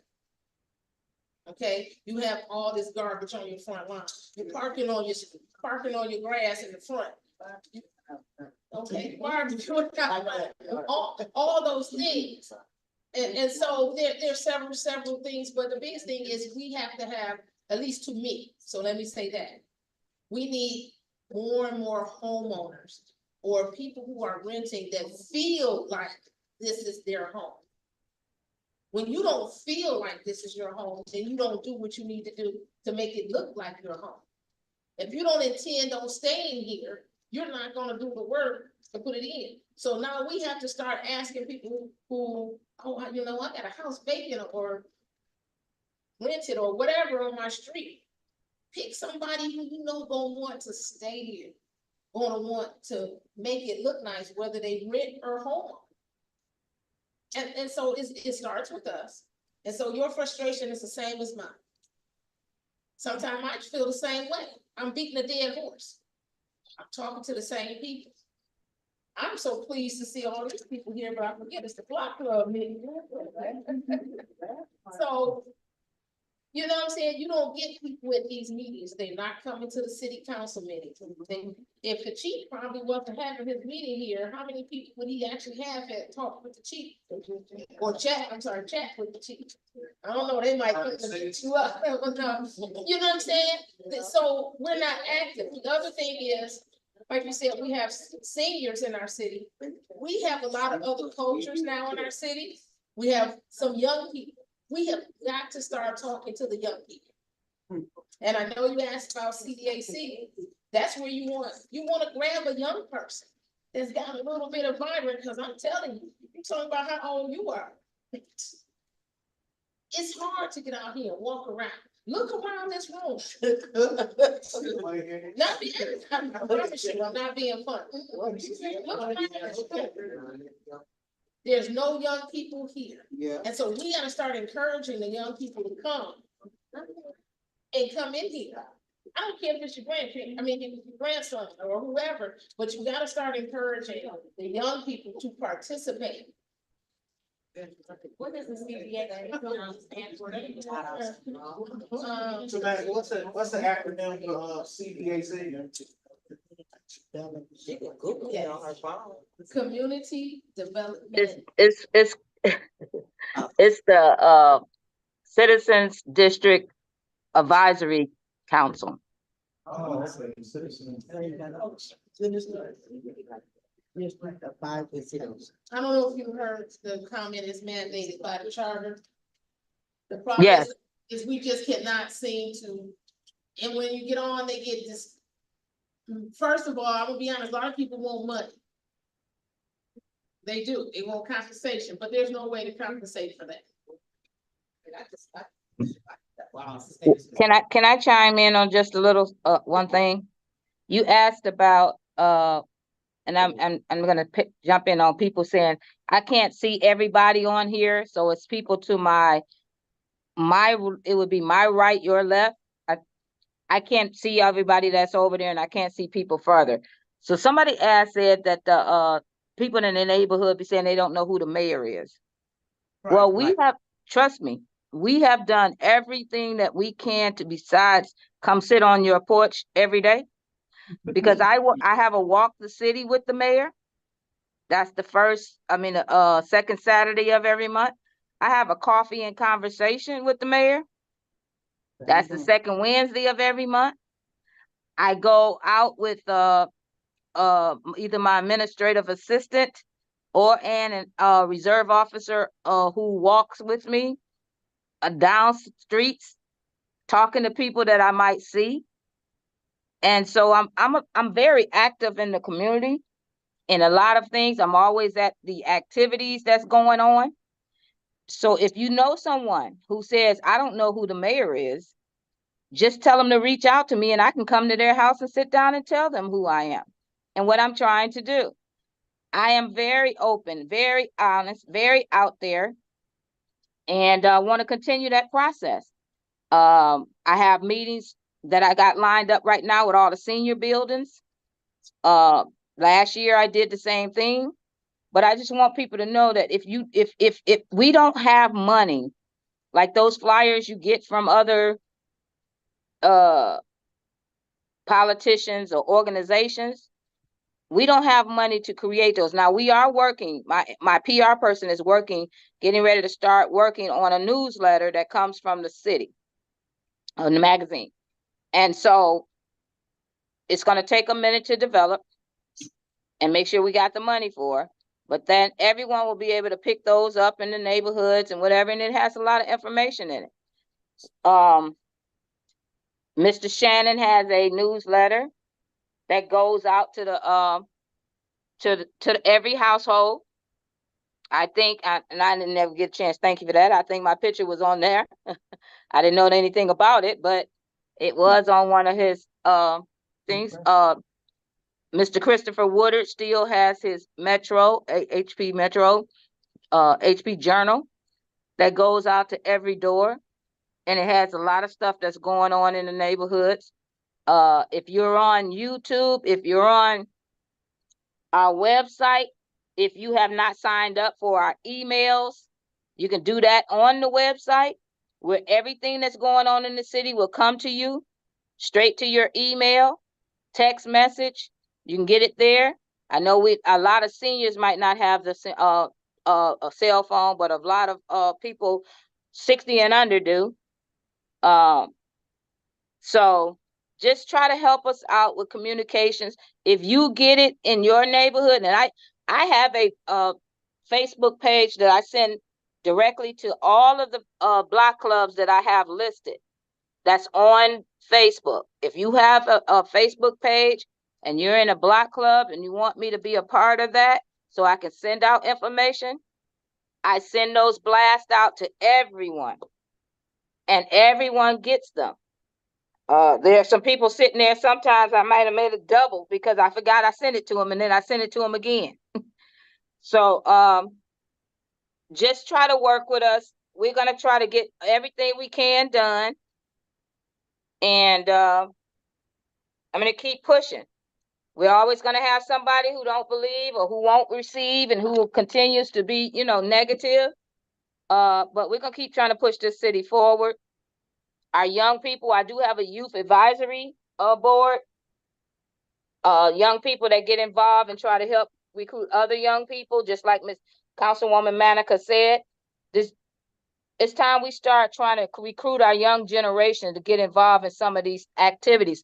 I'm gonna tell one story. I was 16 years old when I first started my very first protest. And it was right here in the city of Highland Park. And there was a adult movie theater that these activists wanted gone. And they marched in front of that movie theater until finally they left. You know which movie theater? You know what it is now?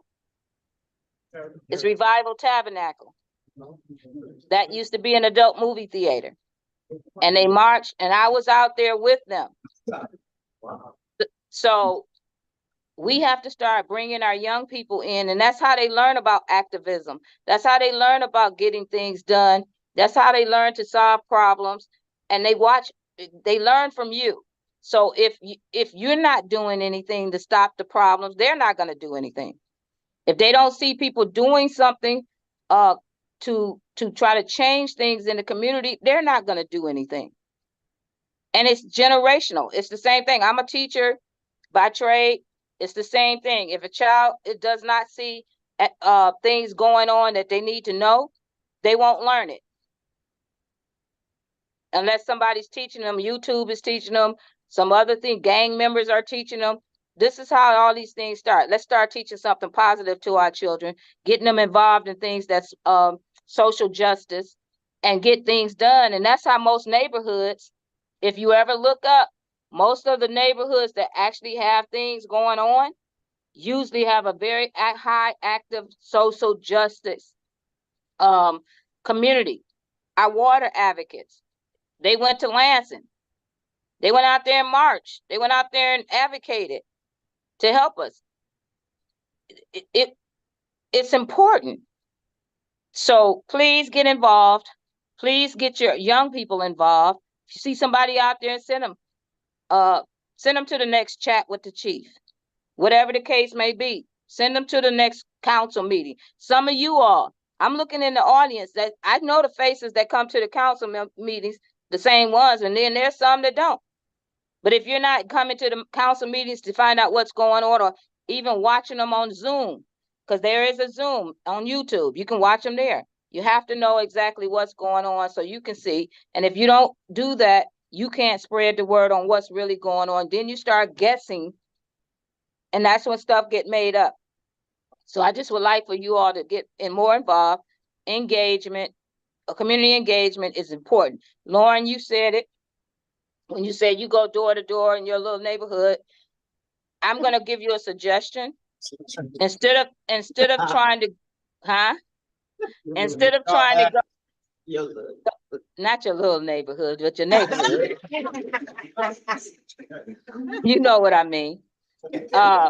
Instead of trying to do it from Tuxedo to 6 Mile or Tennyson to 6 Mile, break it up in quadrants of Tennyson to Davidson, somebody handle that.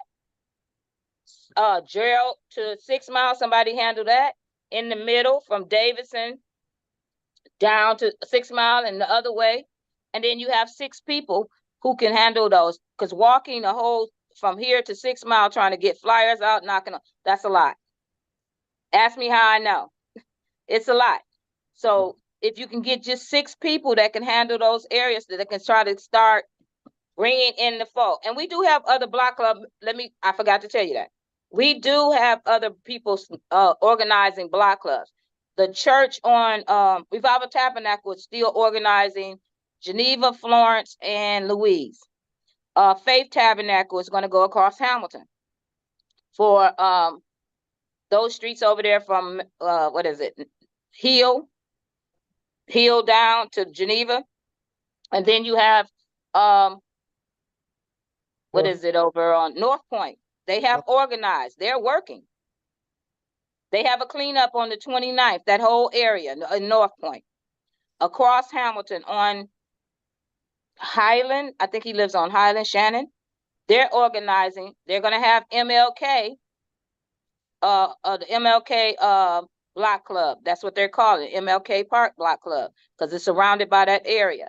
So there are people putting together more block clubs. They just need help doing it. And I told them to reach out to you so that you can give them some pointers on what they should be doing. Thank you, Madam Mayor. Excuse me, I don't have a state, just the added point part to the CAC is a 3-year term. Unless you're removed. Or reappointed.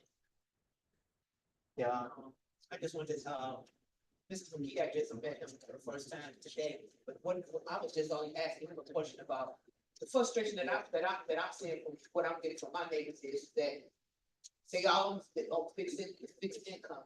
And they trying to find out where the grants at. So I'm looking on the state of Michigan. So how would a block club get certified from the state of Michigan so that these grants can come in about the block, about the blocks, you know, the neighborhood.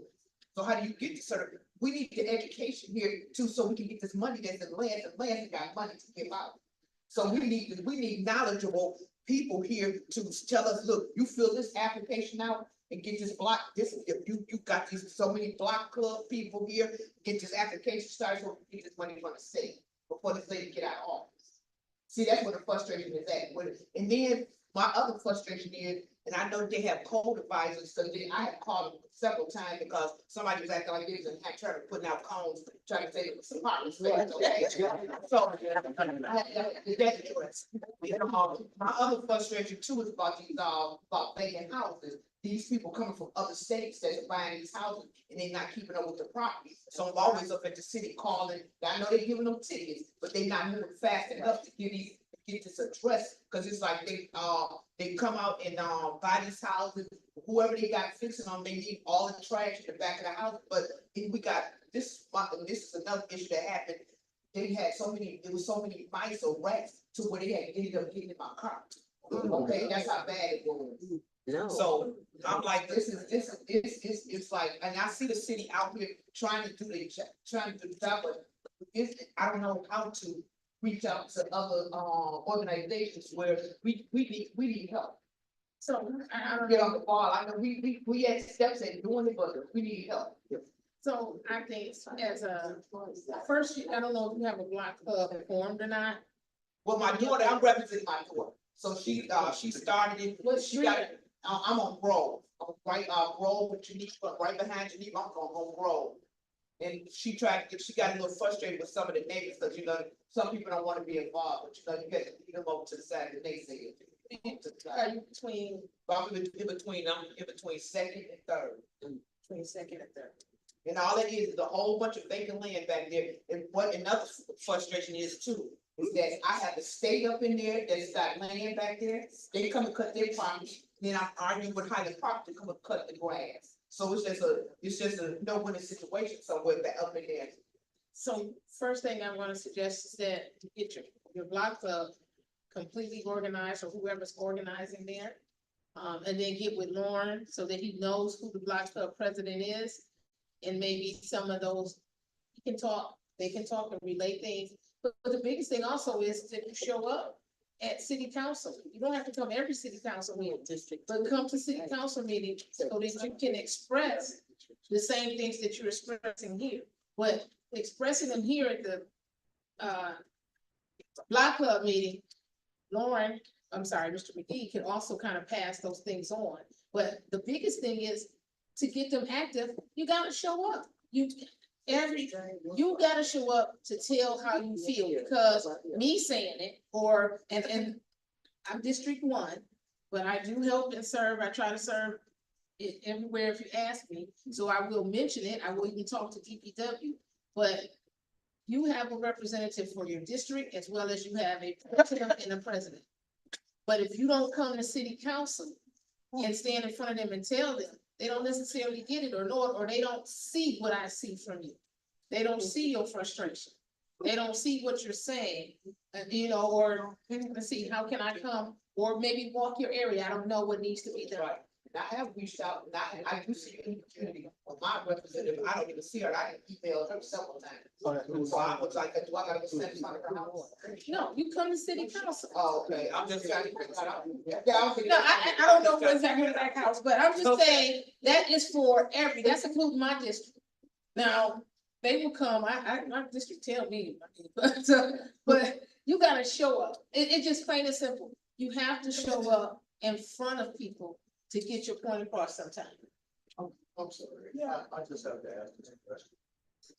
This lady had of concern. Yes. You want her to come to the city council to do what?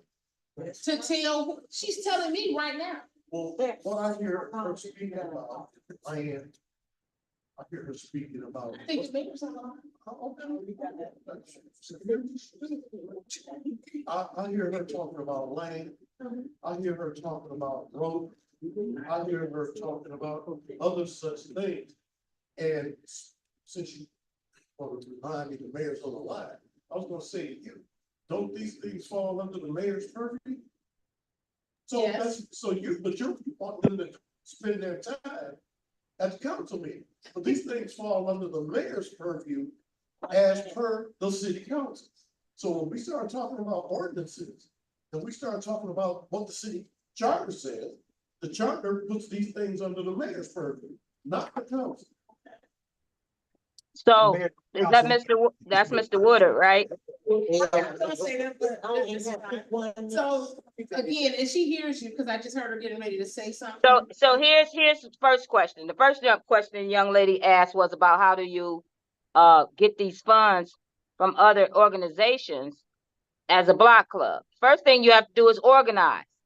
The second thing you have to do is become a nonprofit 501c3. That's usually who get all of the money for their block clubs. And so that's when you can apply for grants. That's when you can apply for all of these things that happens that you might get grants that help your block with your houses. We get a lot of comments about the city not being able to provide house help.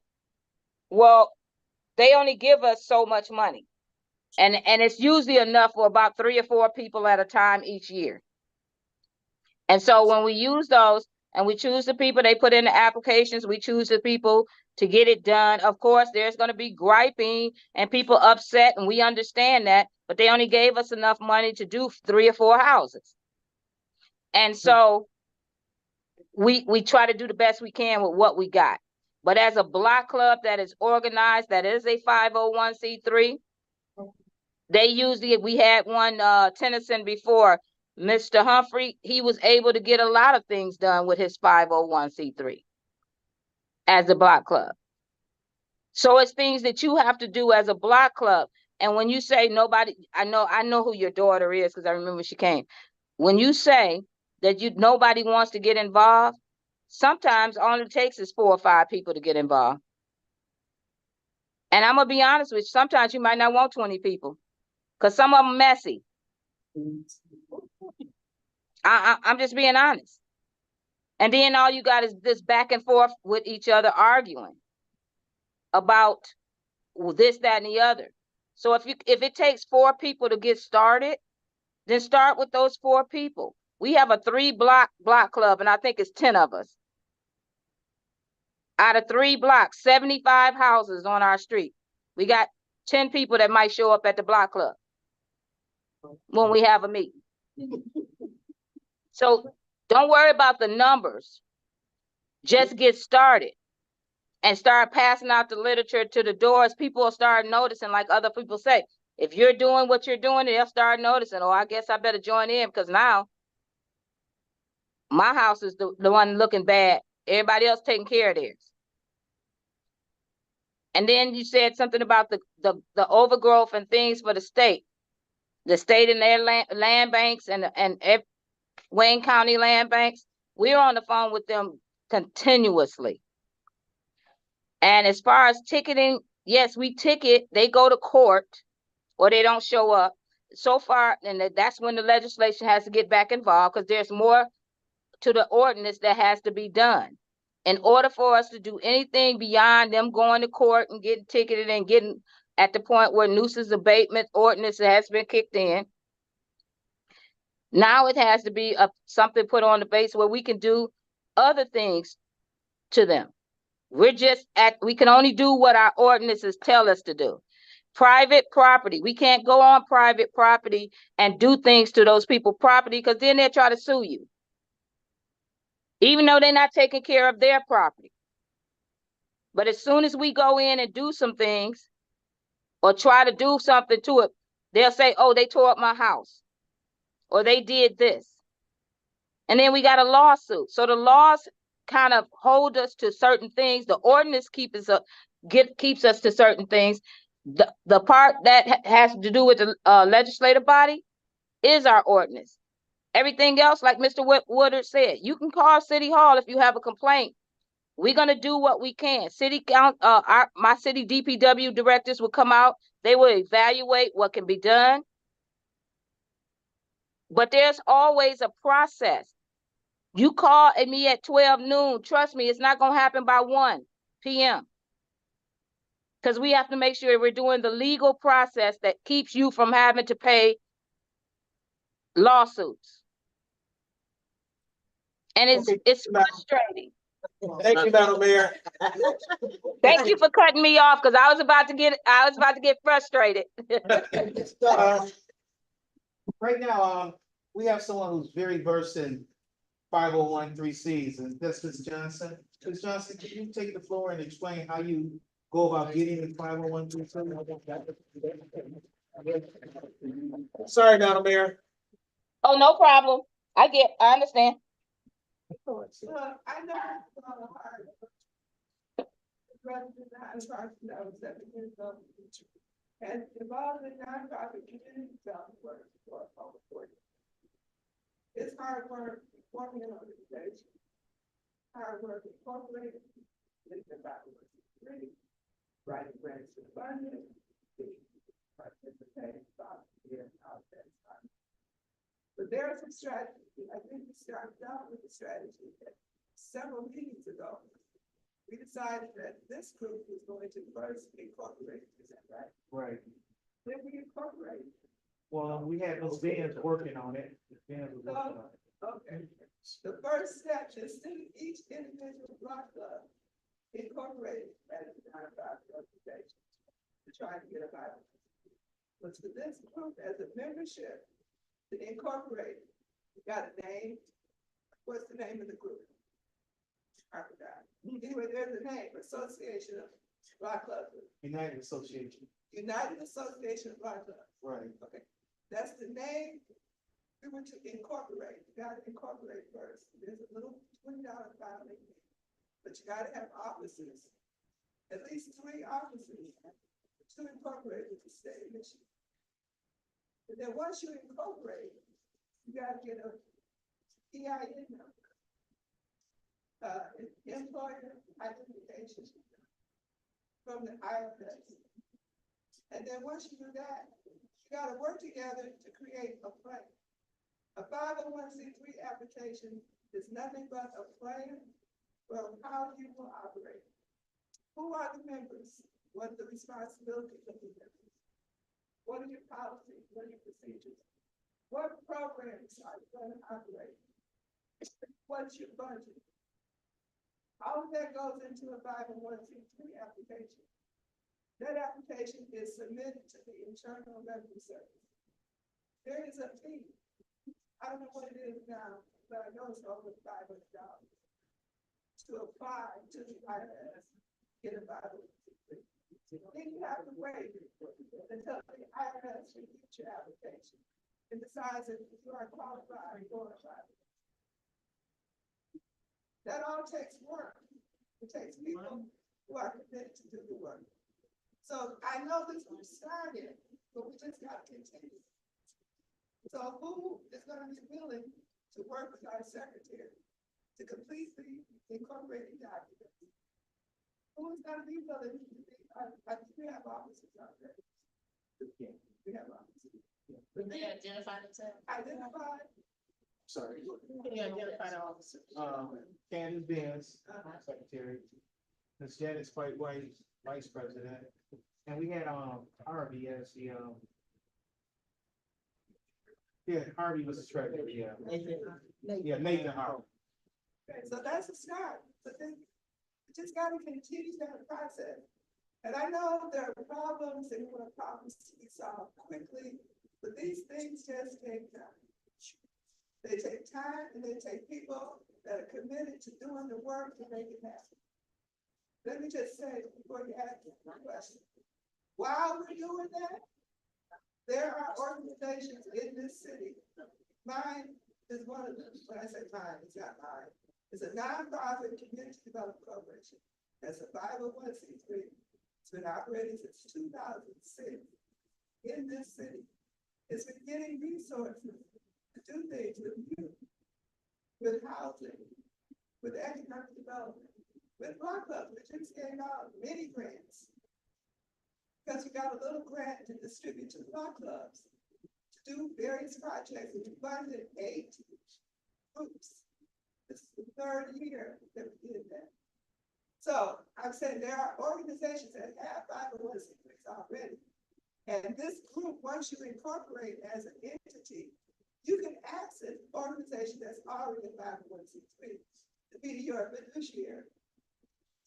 The fiduciary will receive the grant on your behalf, will manage the grant. You run the program, whatever the program is. If it's home repairs, if it's cleanups, whatever it is, you run the program. The fiduciary manages the funds, does the accounting, the bookkeeping, the reporting to whoever your budget is. And that way you can get going without having to have the 501c3 because it's gonna take time to get it done. The other option is, of course, our mayor and our city council, our staff, administration, and legislative staff that are working for the citizens of Highland Park are constantly looking for grant opportunities that can then be passed on to the residents.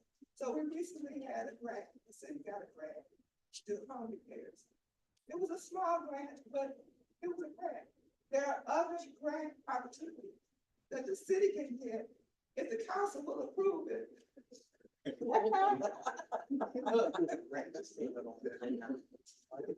I take that.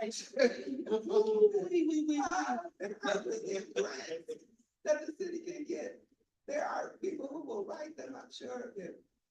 You know, I've got to search around. There are other, I'm a grant writer. I'm not volunteering, but I'm just saying.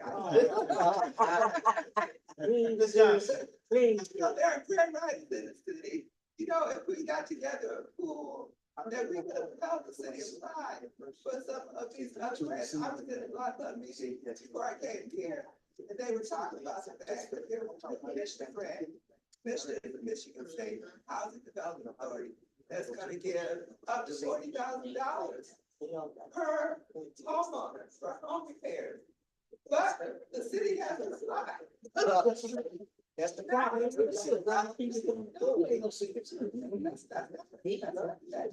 city has been applying for a ton of things, get a ton of things done. You can only do so much. That's right. We have to appreciate what's being done. We just got $25 million worth of debt forgiven. Yes. $70 million worth of grant money to fix the bed pipes under the ground. That's right. A whole pool of money to help people pay water bills. We have to appreciate what's being done. Everybody is doing, I'm sure, their best. You know, we've come from over 50,000 residents from board and across the world headquarters to about 8,000 residents in Africa. You know, we have to appreciate and work together to make these things happen. They don't have to. I can tell you, I've been in this 40 years, and it's a lot of long hard work. You have to have patience and be committed to doing those things. So the next step is to get the article of incorporation filed, the EIN number.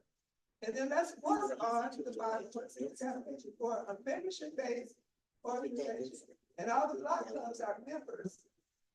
Do your articles of incorporation, your bylaws, what the members are responsible for, You know, and we can do this. No, that's that. Question or comment? No, I just want to thank you for giving that knowledge out. And, that's all I just asked, whenever we come together, everybody don't have knowledge, it's not knowledgeable of, the process of letting get this started. So I'm just hoping that if I come back again, that I'm hoping that y'all had it to plan, it's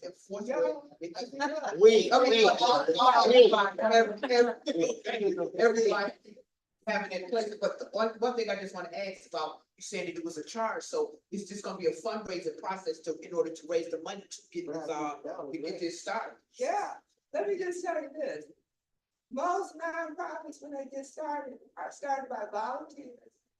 And the people who start them make the initial contribution. Large nonprofits are typically funded primarily by individual contributions, not by grants. Individual contributions of your time and your talent and your time.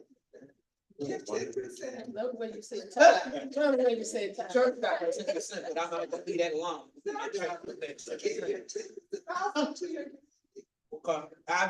that. Also, I'm not saying don't give it to your church. I'm saying, I'm like an everyday minister. I do belong to a church. I do minister. I'm not saying don't give it to the church. I'm saying also get into your own community. This is where yes. Yes.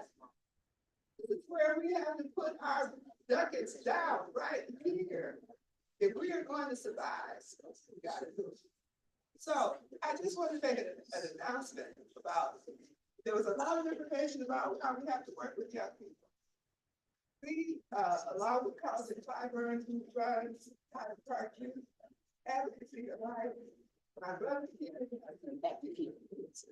An important today, so let's take this place. Take this place. We are trying to recruit young adults who attend this Youth Voice Festival, which will be held on July 7th, Sunday, July 7th, outdoors at Park Place. The whole purpose of this event is to try to motivate and educate and inspire our young adults to get out and vote. It's a get out the vote event. There will be a music stage. The music that young people like. There will be vendors. There will be food trucks, there will be entertainment, there will be resources about the issues that we're facing in this upcoming election. We're trying to reach young people, so spread the word. And there will be some other flyers with more information. Carlton was supposed to have had them to me by tonight, but anyway, more information which will outline the music acts, speakers, the vendors and all that good stuff. July the 7th, from 12 until 6 at the Park Place, outdoor. Boys, get out the vote for the festival. One other announcement is that tomorrow, I know there's an important meeting on the city to the budget hearing. But tomorrow, the Highland Park Pastors and Ministers Fellowship, this meeting, their normal meeting, is for the last Thursday of every month. Tomorrow's meeting has a special invited guest. Arbor. Want to come here, what are you talking about? Oh, the actor. Can you give the meeting again? Yeah, it's tomorrow at 6 o'clock. At Soul Harbor So Harvest on Woodward at Church Street. It's the meeting of the Pastors and Ministers Fellowship normally meets every last Thursday of the month. And you're all invited, because when I joined, like I said, I am a minister. When I joined the fellowship, we just pastors. And I said, we need to reach out to the community leaders.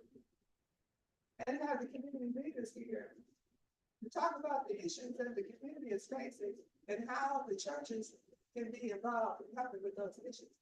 So some of the churches have a lot of those. I know. And how many pastors are there at the meeting? How many pastors, how many churches do we have? It's varied. Sometimes there are about 25, 30 folks there. No, I'm talking about the pastors. How many pastors? How many pastors, how many churches are there? I don't have the count. But,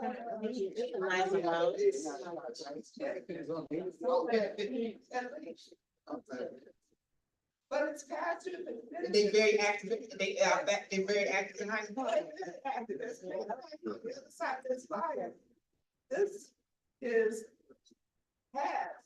this event was held at New Grace Missionary Baptist Church because the pastor there supported the Get Out the Vote initiative on the other side of the fire. The pastors, many of them are very involved. Okay, thank you, Ms. Johnson. Really appreciate it. At this time, we get ready to wrap up the meeting. Oh, I'm sorry, go ahead now. So, I think I've attended one of those first meetings when we were over at the fire department. How often are you meeting to make sure that this gets going as far as We the? meet, once a month, the fourth Wednesday of the month. And, I guess, I don't know, would you guys rather be here or the fire station? That's the conversation the chief and I were having. When we come to church. Or meet at a church. I like that. Left her out. I wish I had access to it. Okay, so usually the fourth Wednesday, but possibly you might be trying to team up. Yeah, but, we'll get plenty of notice, at least 2 weeks prior to the meeting of where we're gonna meet. So, Is there any reason to? I'm sorry, ma'am? Always speak. Okay. Don't cut her off.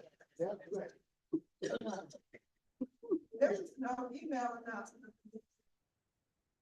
Yeah, I don't have everybody's email. I got everybody's phone number here. Oh, good, this is everybody. Yeah.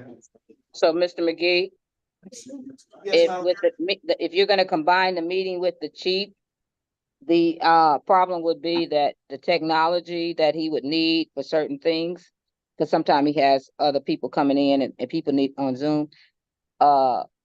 We would have to have a space that can accommodate, because we have our own tech people. And that's why he wanted to use this space. It's bigger. But if you decide to go back to the fire station and just have yours separate, we need to know that in advance so the chief can try to make sure that he's having his meetings also at the same time. Well, I'm just asking, chief, do you have a problem with the combined meetings? Oh, I certainly don't. Do you prefer to be here? I prefer to be wherever you guys want. Well, the mayor just mentioned you need the technology, I guess, like to share what you did on the screen here. So they actually have a board over at the fire station. We can tap into that. Okay, that's fine. You know, like that's what they. All right, chief, can I get a show of hands where you guys would rather meet? Would you guys rather meet here? Well, look like Sam had it. Hey, Earl Flynn's gonna be true. Listen, I only have one requirement. That's that you call the fire department and say they stopped and you'd rather be here.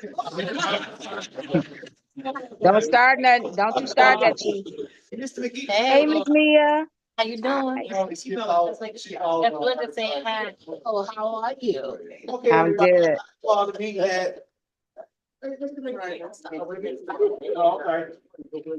Oh, don't forget to watch Channel 4 tonight. The town hall part of the Highland Park 24 hours in Highland Park is tonight at 8 o'clock.